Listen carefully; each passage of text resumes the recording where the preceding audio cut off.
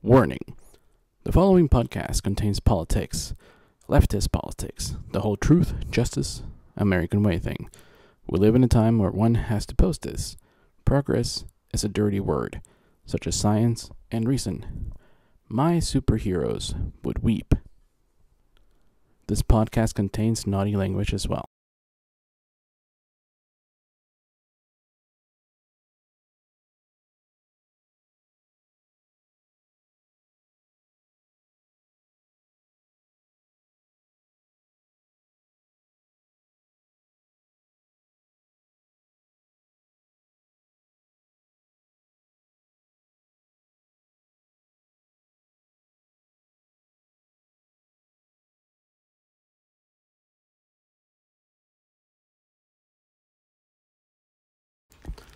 Welcome everybody to DC Domingo number 57, titled Heart of Justice. Yes, that relates to the protest, but also mainly talking about how we got justice for Zack Snyder's Justice League and how Cyborg is the heart of justice, according to Zack Snyder.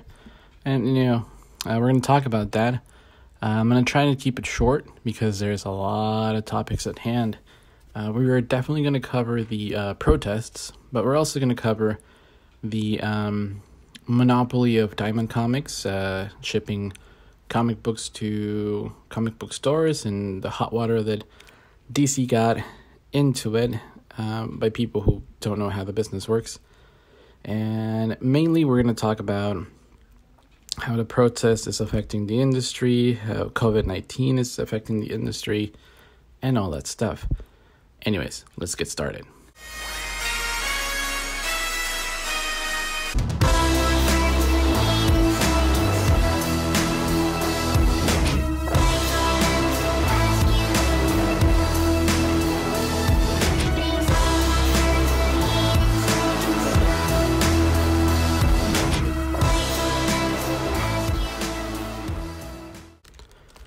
Alrighty, so this section that we're going to start off, it's called the rutting.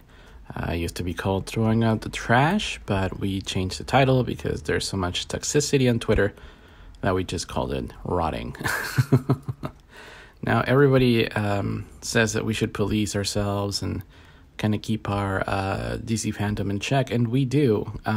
If you recall, we used to love this guy named J-Roar, who was a big supporter of DC, but he did seem a little hesitant to, say the Snyder Cut would ever come to fruition. And boy, he was right. And by right, I mean wrong. He was right in saying that it would take a lot, but he was kind of a negative man. And now we are trending. And when the Snyder Cut was announced for HBO Max, we made headlines all over. There was a lot of good press on behalf of Warner Brothers and AT&T Media and all that good stuff, so that was pretty cool. But we do call people out who are part of our group, J-Roar was actually quite wrong, and he went on to do more streaming for video games instead of, DC Comics. I remember that he was giving grief to his audience, telling his audience, hey, I worked really hard on this video, you guys need to watch it. And I was like, dude, that's not how you get views, dude. But anyways, moving on. Now more than ever, we have Todd McFarlane, one of the greatest independent comic book writers, created Image Comics with other amazing artists and writers. He's posted this Hunger for Justice, featuring one of the most famous African-American superheroes there are, Spawn. And yeah, there's several Spawn movies. HBO made 3 animated films based on their series, and Warner Brothers New Line Cinema made the 90s Spawn movie. Should have been rated R, but whatever. But apparently somebody doesn't care for Spawn because it's not from Marvel. And I did posted this onto the Todd McFarlane Facebook page, and I'm pretty sure this person is not going to get any exclusives because that's how usually these people are. They kind of just, whore themselves out to get clicks and views. One of them would be this writer, Drew Taylor, who was very quick on the trigger as soon as HBO Max went ahead. And if you see, based on his coverage, he's not like fair and balanced. So he's more like a Fox News kind of person who just preaches to his base and just does hit pieces when it's not his company of choice. So this is why we put these people on blast, because, hey, it's like, come on.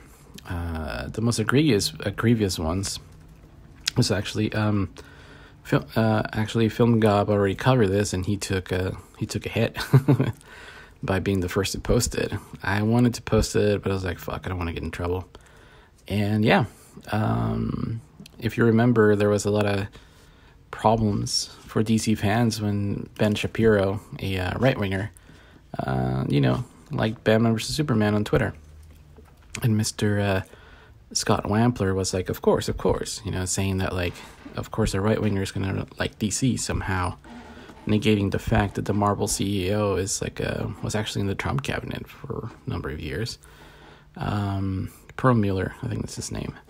And yeah, it's kind of telling. If you go to Scott's Twitter page, yeah, he's a fellow liberal like me, but he doesn't say shit about, this terrorist wearing a Marvel's Deadpool t-shirt, being like, of course.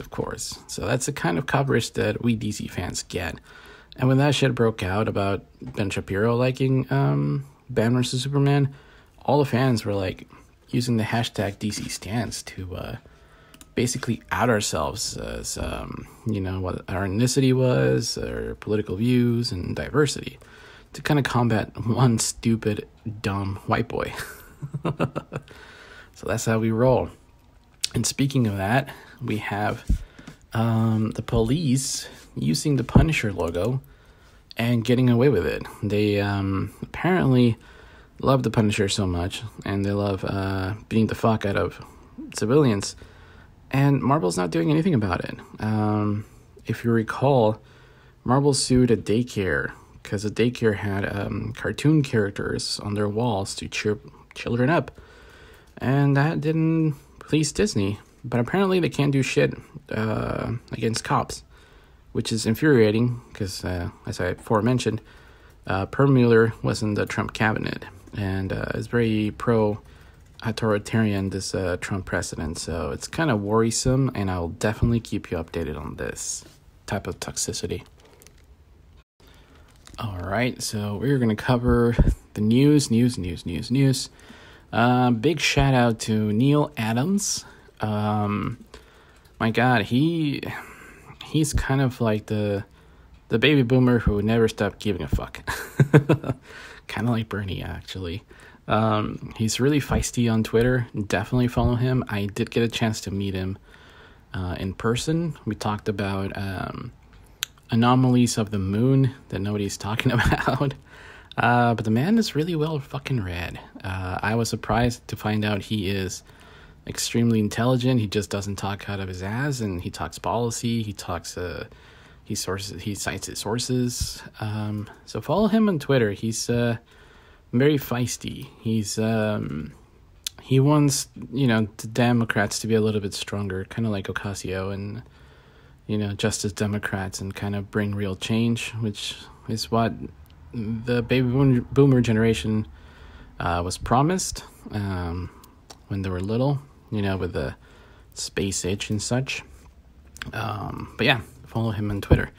One interesting thing is that we saw this amazing article about heroism and how we need it in these times.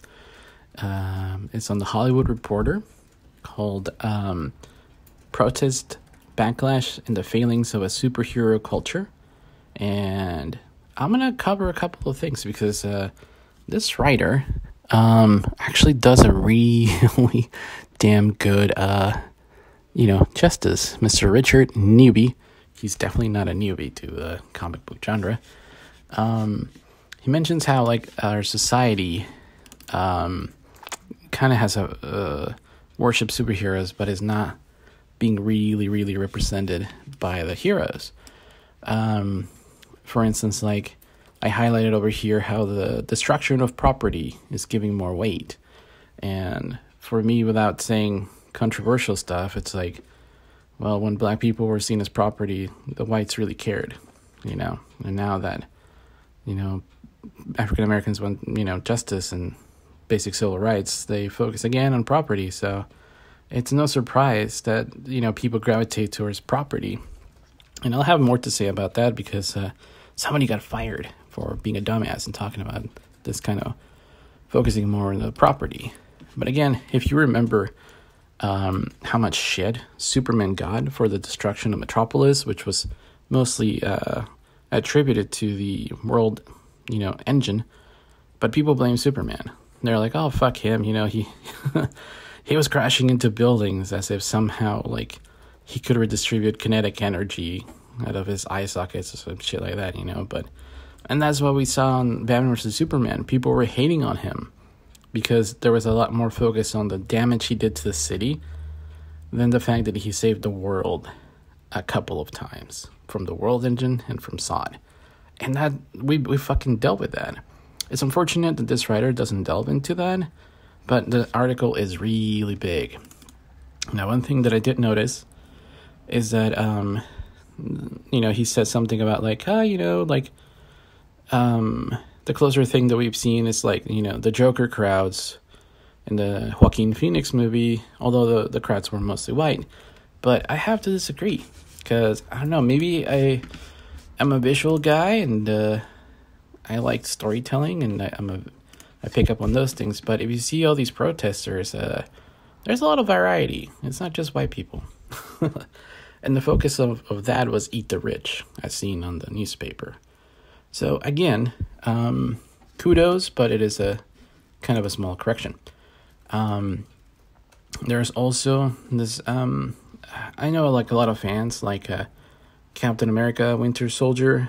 I've always said that they imitated the tempo from The Dark Knight, and they try to replicate that kind of seriousness. However, one of the glaring problems that I had with that movie was the scene where Captain America walks into a bunker, and you know, there's like a computer machine, and you know, they go through like the history of Hydra. So yeah, Hydra was the bad guys from World War II. They were kind of like an alternate version of the bad guys from Nazi Germany. But anyways, that's not relevant. What happened was, in this flashback scene, they basically make it so that everything bad that happened from the 1950s in the U.S., done by the U.S., was because of Hydra. So you get to see like a lot of, you know, basically it's like rinsing the hands of the blood that all the bad shit that the U.S. has done over the past decades. You know, they kind of blame everything bad on the U.S. by foreign agents washing away any kind of, you know, mea culpa or culpability from the U.S. And I think a lot of people miss that, you know, and that particular scene made me kind of mentally walk out of the movie being like, okay, fuck this. And I think that's the last one I saw in the theaters for that particular reason. The writer also mentions Black Panther, and this is a quote that was kind of striking. In the film, Wakandans are called upon to defend their country from outside forces, led by a radicalized black man, no less. And I've always kind of said that, like, that is very troublesome. It's almost like people overlook the fucked up shit that's going on.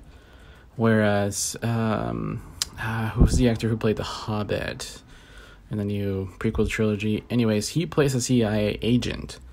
And basically, the underlying story of the movie is that the CIA agent, you know, gets to go to Wakanda and help out and, you know, stops Wakanda from being like a secluded nation and opens it up to the West. And anybody who studied any fucking history will tell you that's a fucked up shit thing to do. Again, this was not covered on the article, but kudos. The section that was pretty damn awesome, it's all of this talking about how, like, he could relate to the alienation of Kal-El in Man of Steel and BVS. So I was kind of like, yeah, we've all fucking been saying it. So yeah, I'll link the article below in the description. I also want to give a shout out to the Farouk brothers from Comic Book Debate. They've been having this discussion for quite some time, and they have a nice podcast, Go ahead and check them out. They are supporting Black Lives Matter, and they have a lot to say, so check them out if you have the time. Alright, so we're going to start off with one of our main topics, and that is Cathy Yan, director of Birds of Prey. She's awesome, by the way. If you don't follow her on Twitter, go right ahead. She definitely let someone that I have blocked have it. Well, Grace Randolph, who kind of always does a lot of clickbait stuff, and then when she gets a review wrong or a scoop wrong, she kind of forgets it, and when she gets it right, she wants all the credit and all the news sources. But anyways, over here, Cathy Yan kind of puts her in place. She says about an alleged joke that was only available in kind of like the brainstorming section of the film. It wasn't even filmed or anything. Everybody was like, they throw ideas out there, and some ideas stick and some don't. Cathy Yan basically says about an alleged Mr.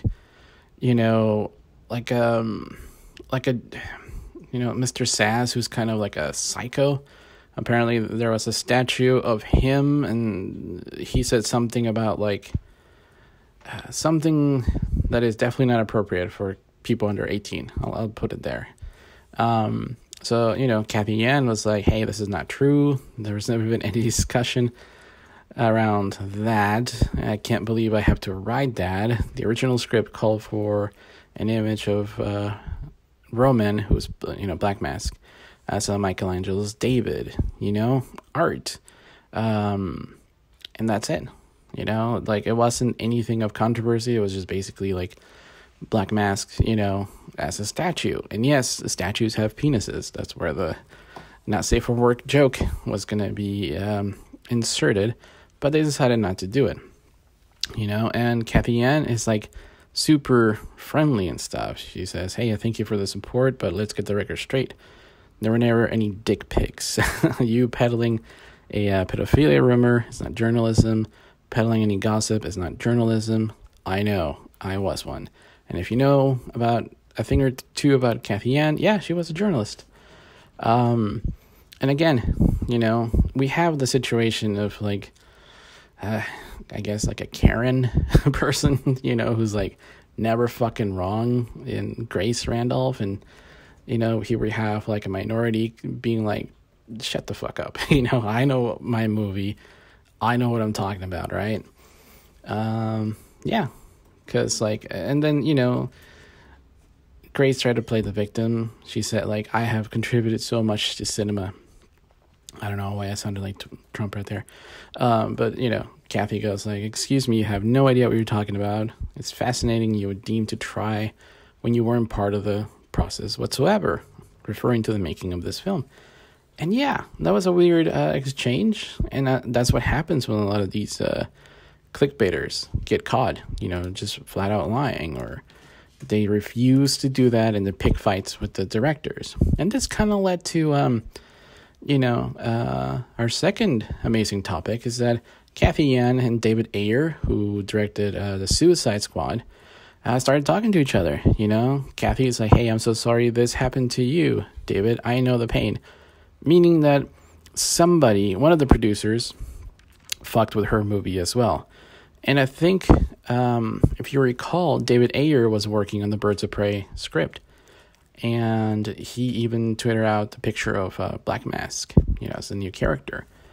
And what happened when, I'm going to go in speculation here. If I get it wrong, sure, I'll apologize. But what happened was that Rat Pack Entertainment stopped doing business with Warner Brothers.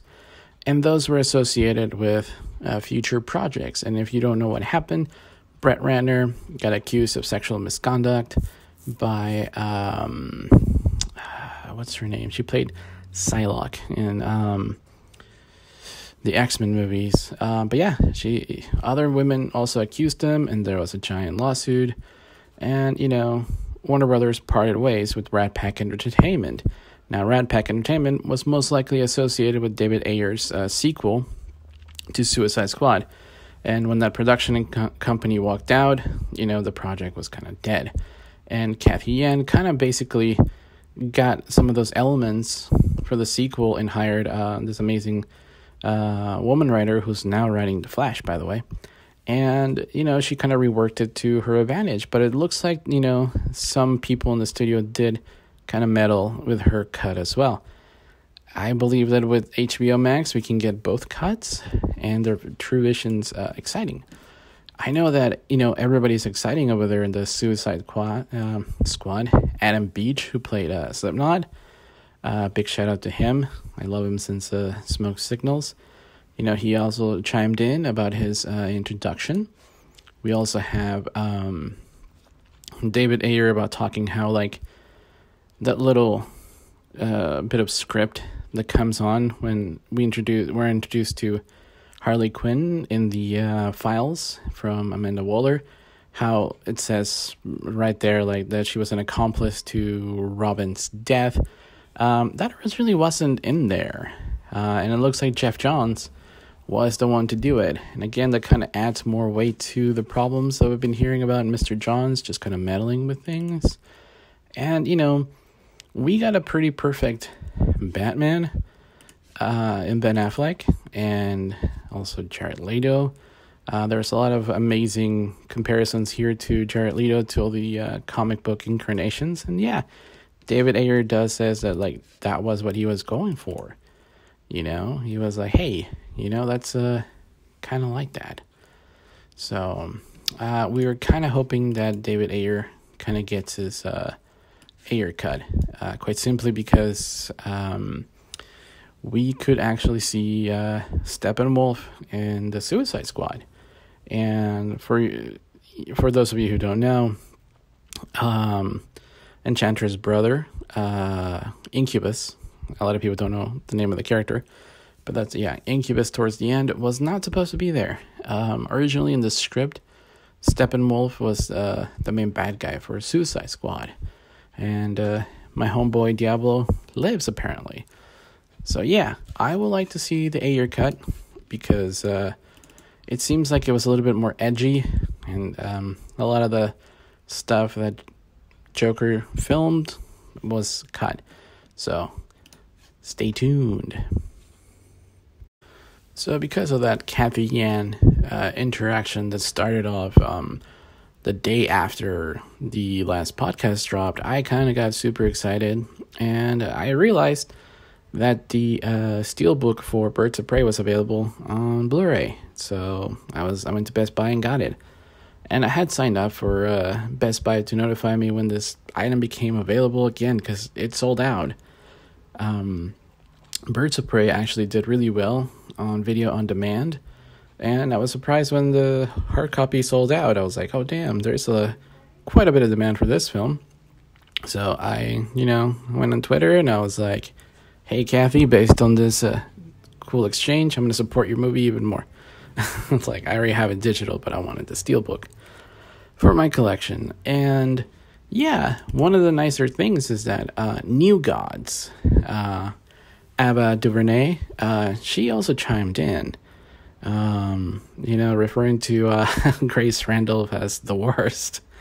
So it's nice to see solidarity between Cathy Yan, Ava DuVernay, and also David Ayer. It seems like the good old times when the directors were in charge of these projects, and hopefully the Zack Snyder Cut keeps that tradition going. Alrighty, if you haven't checked out the HBO Max, give it a go. I think they have like a 7-day trial. This is not a sponsored contest, thing or anything.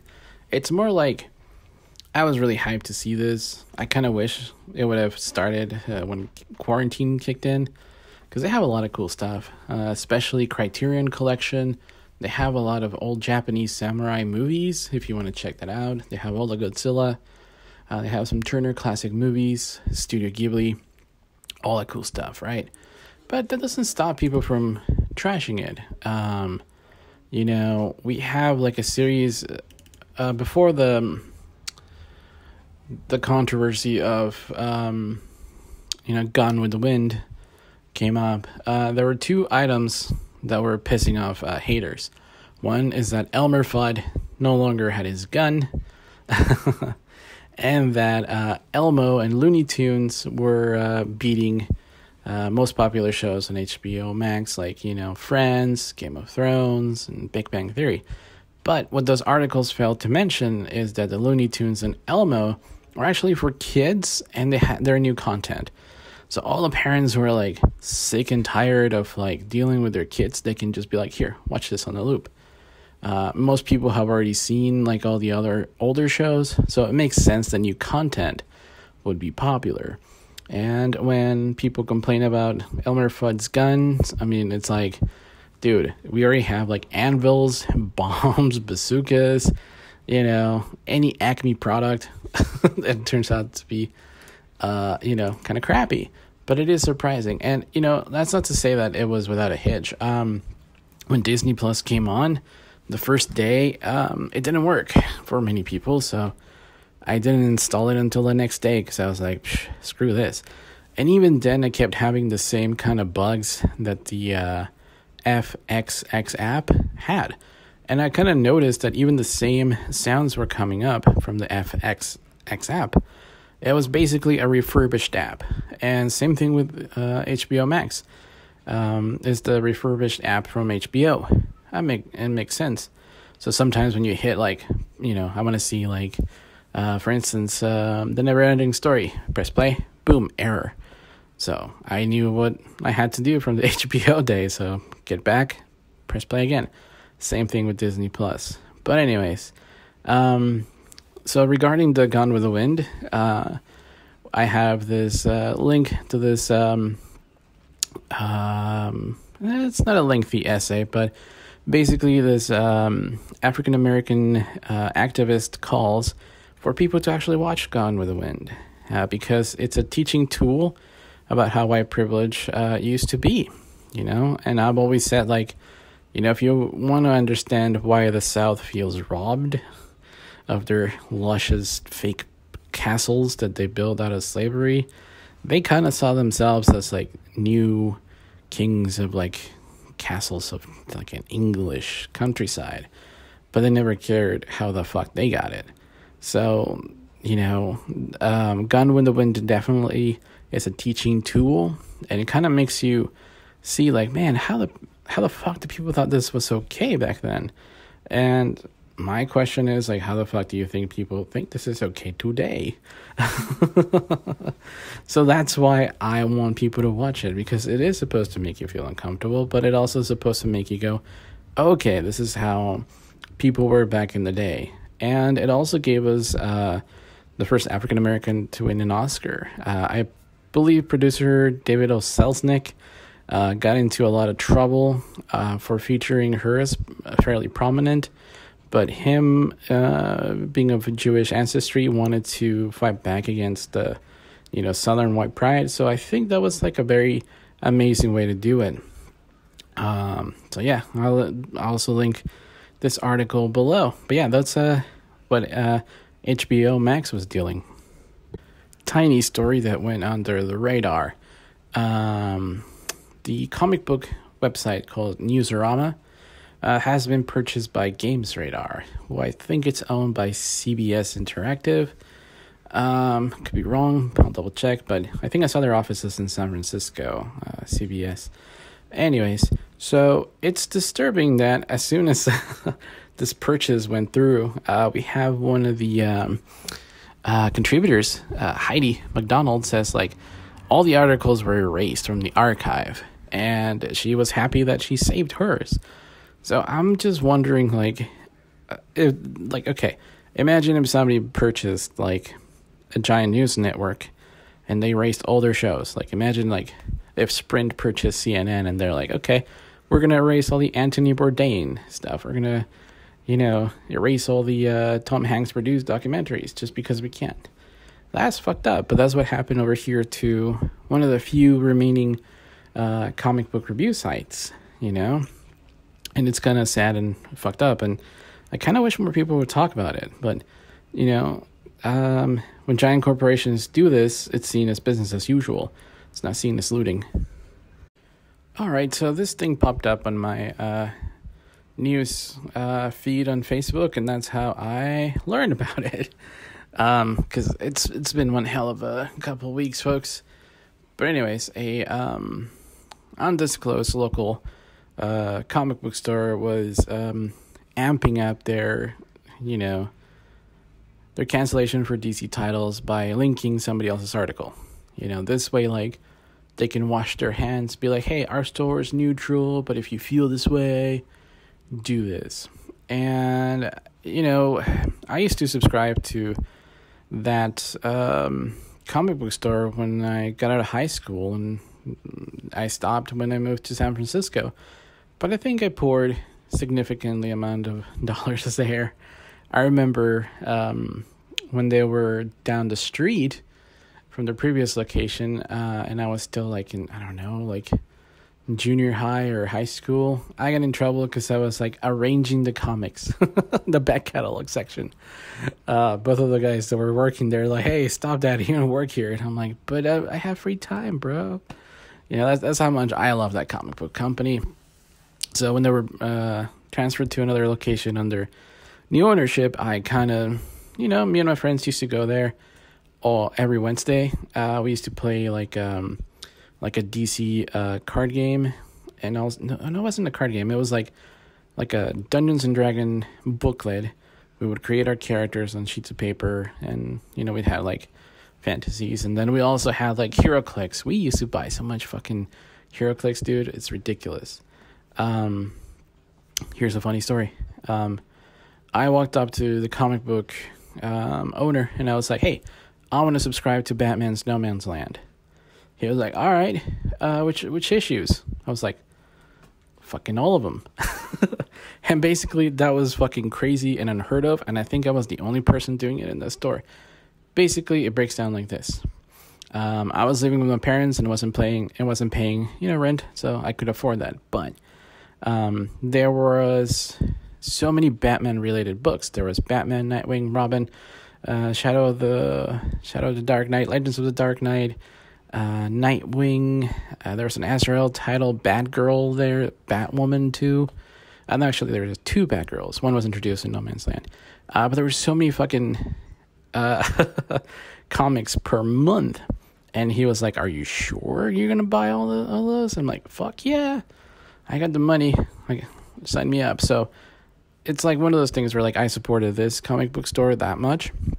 And I only canceled my subscription when I moved to San Francisco. And it was like kind of like somebody offered me a job, and they're like, you need to quit your old job and you need to move to the city. So I was like, I told my buddy, hey man, can you tell a comic book guy, like I can't, maybe to stop subscribing me to all the new issues, and I'll buy whatever's in my box. And my friend was like, no, he says you have to go in person. I was like, fuck.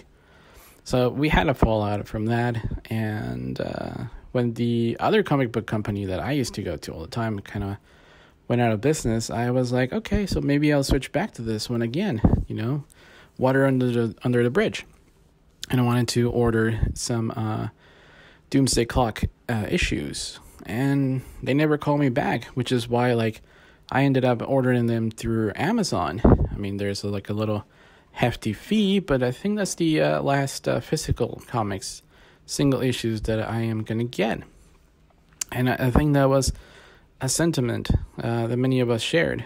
So when I heard that the monopoly of Diamond distribution was in trouble, and that DC Comics was basically ending their contract, I saw a lot of negative reactions to against DC. It's almost like, if everything on the US was shipped by Amazon, and somebody was like, fuck Amazon, let's break the monopoly. And people were like, oh, fuck you, leave Amazon alone. So that's what happened here. And the problem is that people don't know the nuances. They knew that, for instance, in this article that was linked by this local comic book store, Marvel tried to pull away from Diamond a couple times ago, and it resulted in almost a comic book crash. But nobody seemed to have boycotted them or get so pissed off that they were like, I'm never going to buy them again. Except Kevin Smith on the Chasing Amy. There was a person wearing a Fuck Marvel shirt.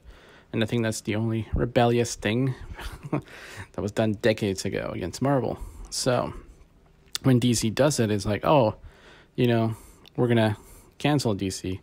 But it came out because DC had given them an ultimatum that, you need to pay your workers, you need to keep them healthy, you need to make things easier for everybody. Because what happened, if you do a little bit of research, is that Diamond distribution was good for comic book stores if you ordered in bulk. Which means that if you have like a minority or LGBT comic book, you can't fucking get them if you live out there in like Iowa or some remote store. So that was fucked up. And that's what it started to kill a lot of the, diversity in comic book stores. You see a lot of angry white boys who are like talking shit about Marvel and DC for trying to include, diversity, but they never complain about like Diamond Publishing or comic book stores not carrying a variety of comics. And it's not so much like just representation. I mean, there is some syndicator comic book called The Norm. When I used to go to comic book conventions, I met him. He looks like a dad. He looks like my current boss, just like a regular dad. He even had his wife and kids there on the comic book booth. Nice guy, publishes his comics on newspapers, and I bought a bunch of trades and he signed them. Like, if people knew that like just a regular mom and dad can make a comic, people would be like, oh, this is fucking accessible, right? So again, that's what happened. Is like Diamond distribution just fucking became a giant monopoly, and most of the direct market, the comic book stores, were totally okay with that, and they couldn't really do anything and get out of it, because now with the new shipping methods, they're going to be losing money, and that's because of Diamond. And what happened, Diamond was like, we need money, so they went to the bank, and they instead of getting a new loan, they basically acquired a larger pool of debt from the bank, and that is never good for investors. And I think that's why DC pulled out, and now DC has like 2 new distributors who are 2 of the largest comic book stores in New York. We'll see how that will work out, but I have 2 articles over here, one by Ranker and one giant Reddit subreddit that talks about all the shady practices that Diamond was slowly killing the comic book stores. And here's something that I learned quite recently. Apparently, DC Comics is getting Penguin publishers to distribute the graphic novels in bookstores. And as someone that survived the 2008 recession, manga and comic books did not stop selling. Everything else went to shit.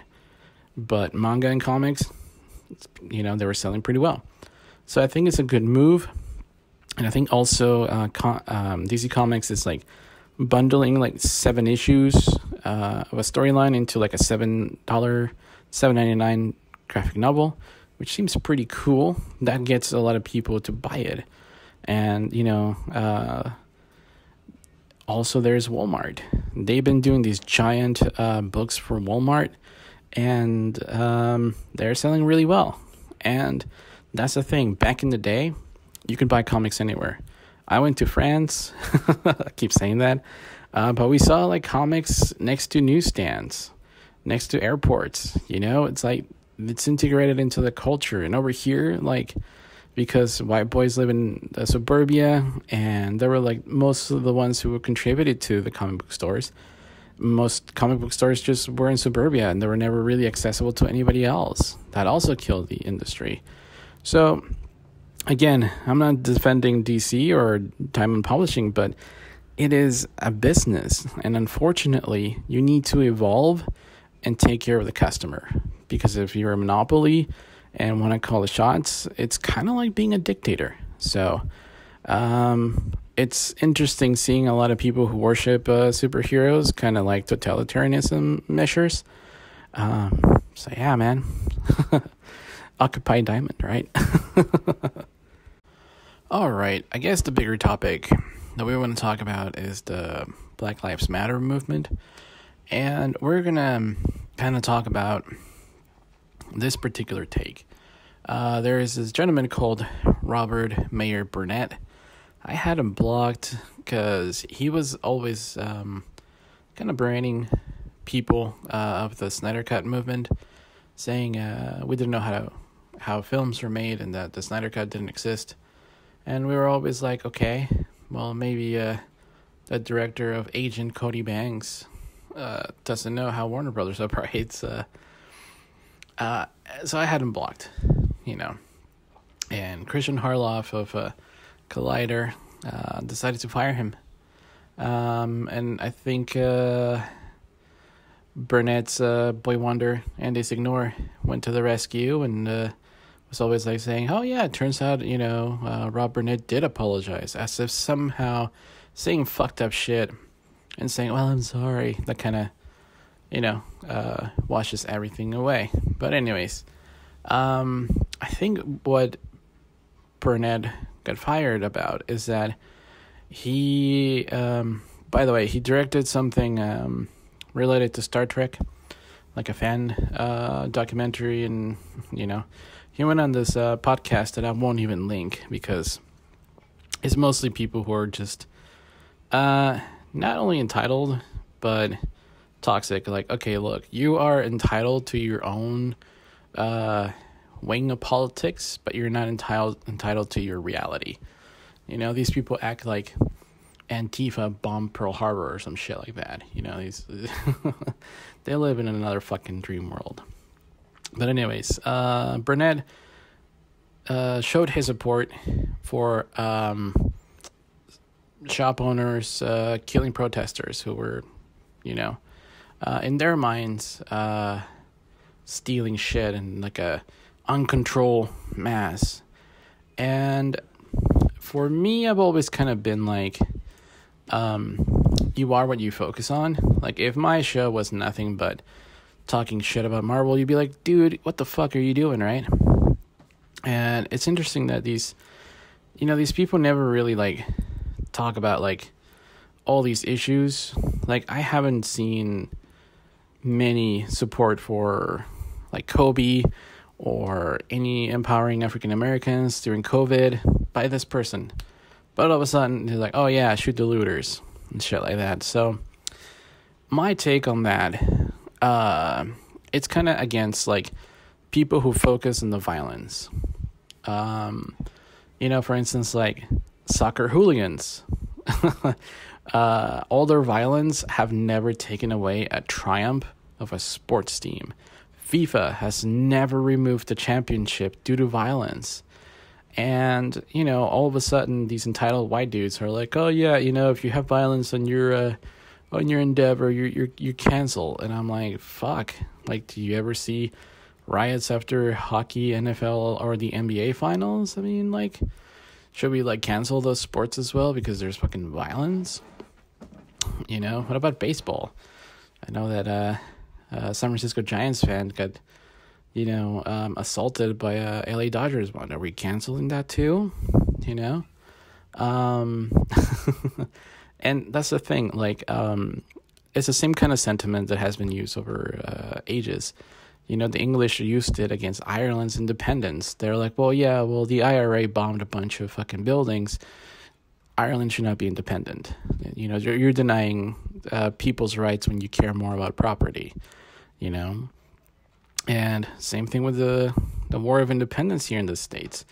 Are we going to say that the colonials, because they killed a bunch of, British soldiers, or, that voids the U.S.? Of course not. What about the French Revolution? They fucking beheaded kings.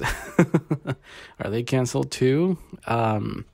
So yeah, when you have an oppressed mass of people, there's always going to be some reactionary that is violent. For instance, how many times have we seen a scene in film where like somebody's told, hey, someone very important to you died, and they drop a glass on the floor and it shatters, they go hysterical, they start breaking shit. You can't tell people how to grieve, because that's what this mass protests are doing. They're grieving. And it's funny that a lot of the talk about punishing the looters seem to have stopped when there were all these like articles saying that, hey, most of the instigators are white. Some of them are Proud Boys and alt-right who are instigating and starting the violence. Again, the nuance goes out the window with these people. But like things can get replaced, malls, merchandise. Like I don't see anybody crying for all the asphalt, the metal, and things. When we remember 9/11, we remember the people, not the building. So again, we as a society can rebuild. All these people who care about like, oh, we gotta allow store owners to shoot looters. They're like, well, are you raising money for them? Like, if you really care for them, you would write to your congressman and be like, okay, small businesses who are hit by looters should get tax incentive. And in fact, I'm going to start a GoFundMe right now, and all the people who are bitching and complaining, guess what? We're going to give you money. And that's what members of Black Lives Matter have done. They've raised money for rebuilding Black-owned properties that were damaged, So again, you kind of have to keep your story in order. For instance, like I get angry if UNESCO World Heritage Site is destroyed because that belongs to the world.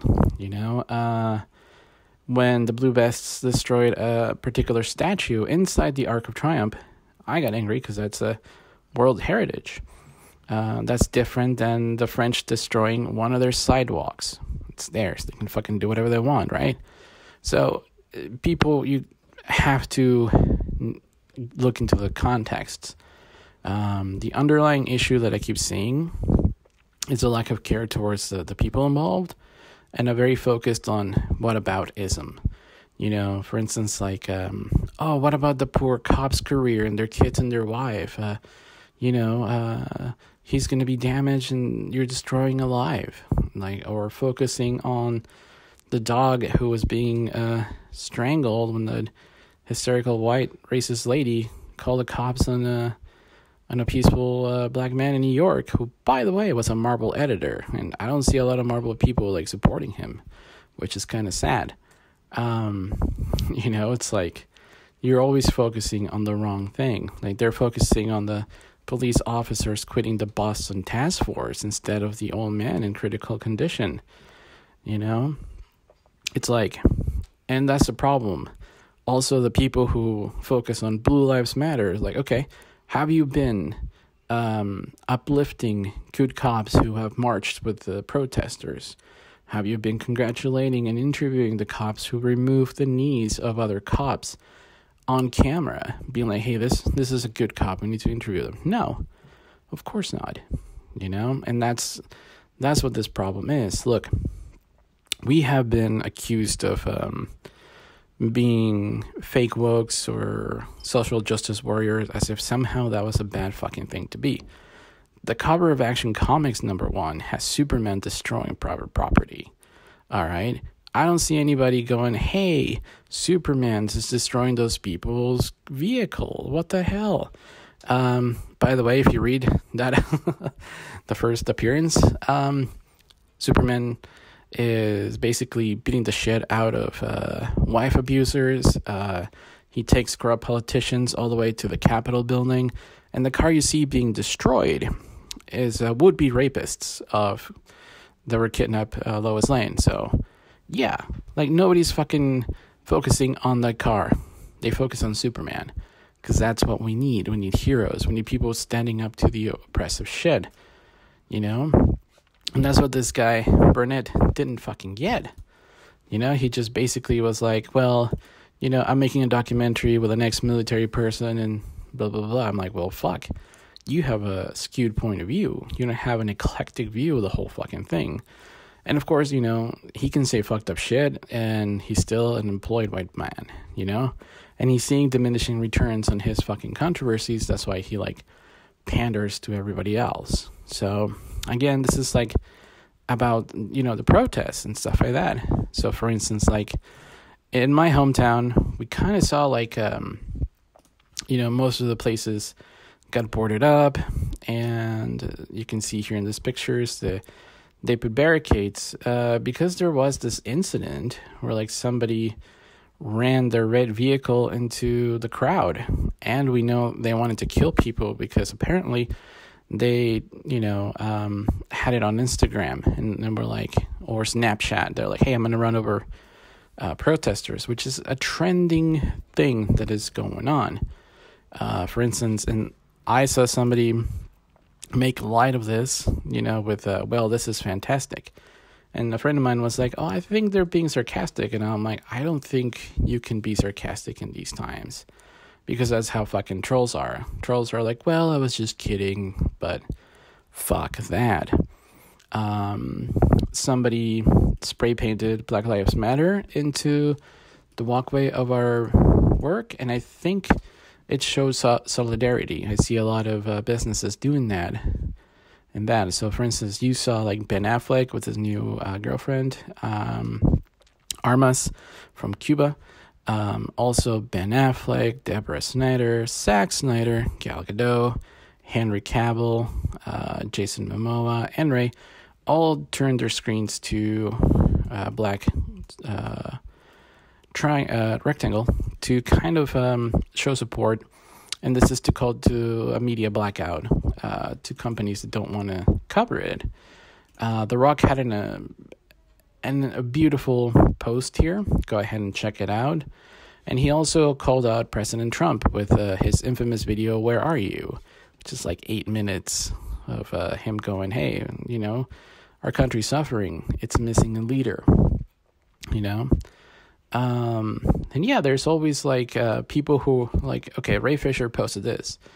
To the folks who feel like they can't and are not doing enough, the battle that we're facing is a relay marathon. You may not feel like you have the baton right now, but keep prepping for the handoff. We'll need you mentally rested and ready to run this thing home before the end.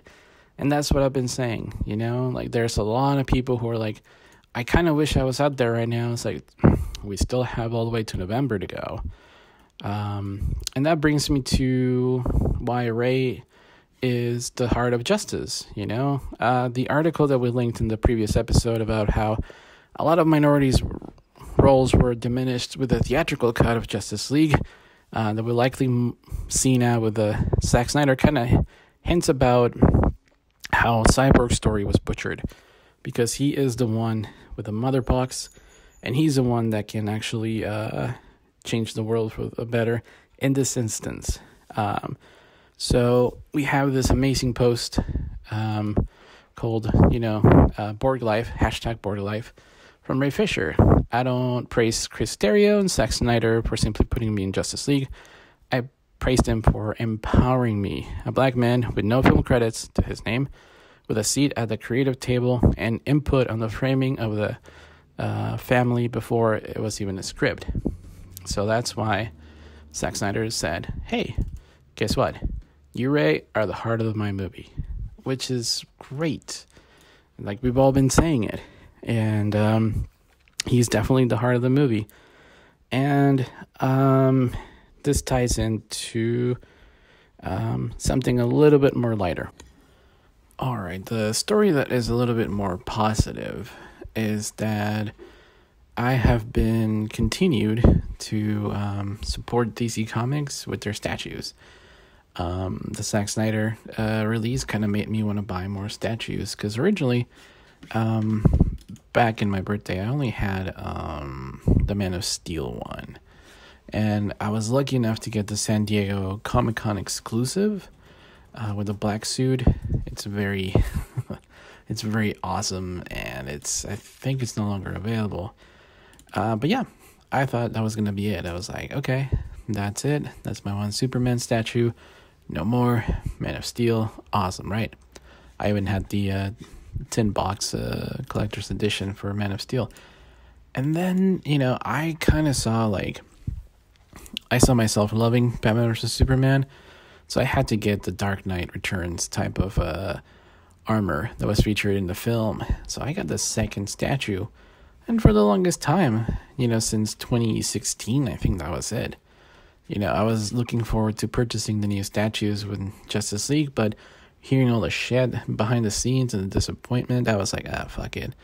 But ever since the announcement, I was like, you know what? Let's see if they're on sale. And I found Wonder Woman with the Man of Steel base. So my Trinity was complete. And if you look at the statue, they reissued the very, very same one with the Justice League base. So I was like, nah, I want the original appearance of Wonder Woman in Batman vs. Superman, and it looks pretty uncanny. So I was like, cool, that's it. But no, I had to go ahead and get Jason Momoa Aquaman. Everybody was like, whoa, because, even has like the little eyebrow cut. The trident looks amazing. Yeah, very cool likeness. The detail on the armor, the Atlantean armor, it's pretty awesome. So yeah, it was a little bit taller than I expected, but that's how tall Jason Momoa is in real life. So I was like, cool, I'm getting the band back together, as it were. And then I got Ezra Miller's The Flash, which it looks amazing as well. It looks a little bit like him. The detail in the costume is pretty impressive. Here are some more pictures. You can see the HDR really pops out on this ones. And yeah, I was very happy with all these statues. They hardly fit into my desk. I need to buy some other place to put them, but they're here for me. Like whenever I do my podcast now, this is what's staring at me. And if you notice, the heart of the Justice League is missing, Cyborg. And it is one of those statues that is no longer available. I looked at both DC Collectibles and Amazon, and it's nowhere to be found. So I'm going to try and call a couple places. It might come up on eBay. But yeah, it's kind of uplifting that out of all the statues, Cyborg was the one to sell out. Though the heart of the Justice League sold out. I am glad that an African-American superhero is the one that it was on demand. So much that the statue was sold out. Which is why I titled, this episode, Heart of Justice, because that is what his storyline is going to be. So yeah, we're definitely going to keep, keep us interested and see what, news comes out. There is a digital event in August showcasing all the new stuff coming out for the DC slate. And both Gal Gadot and Wonder Woman have announced that the not the Justice League, but the Wonder Woman 1984 film has been pushed to October 2nd. Very close to my birthday again, so I'm loving it. So yeah, that was our podcast, ladies and gentlemen, and non-binary people and my awesome LGBT community. I am going to come back in a couple weeks, or maybe 3 weeks, just, collecting stories and giving in my take, D-list C at DC.